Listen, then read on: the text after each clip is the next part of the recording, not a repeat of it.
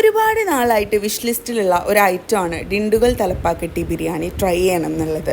അപ്പം നമ്മളെ നാട്ടിലൊന്നും കിട്ടാത്തതുകൊണ്ട് തന്നെ അതുള്ളിടത്തെത്തിയപ്പോൾ അത് മിസ്സാക്കാനും തോന്നിയില്ല.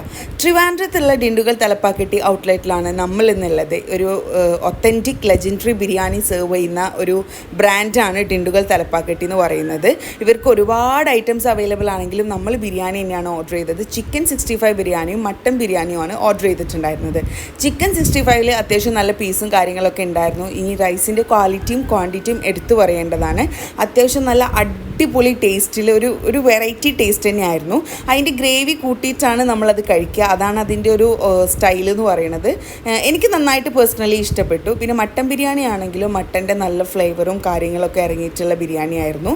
മട്ടനിൽ എന്താ മുട്ടയ്ക്ക് കാര്യമൊന്നും അറിയില്ല. പിന്നെ ഒറ്റ ഡ്രോബാക്കേ ഉള്ളൂ, നമ്മൾക്ക് പീസ് വളരെ കുറച്ചേ മട്ടൻ ബിരിയാണിയിൽ ഉണ്ടായിരുന്നുള്ളൂ. അത് കഴിഞ്ഞതാണോ ഇനി അങ്ങനെ തന്നെയാണോ സെർവ് ചെയ്യലെന്നൊന്നും അറിയില്ല.